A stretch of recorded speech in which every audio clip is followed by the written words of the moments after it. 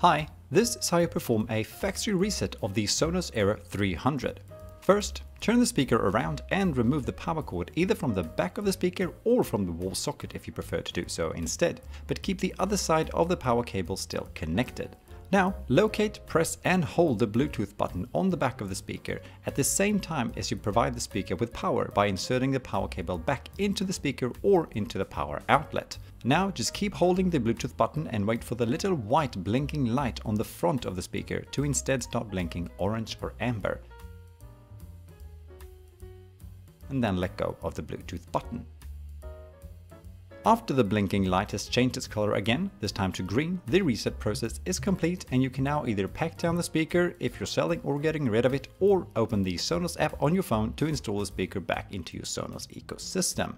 Normally, any factory resetted Sonos speaker should pop up by itself within the app and ask to be added to the system. However, if it doesn't, you can also initiate the setup by going to Settings, followed by System, and then selecting Add Product.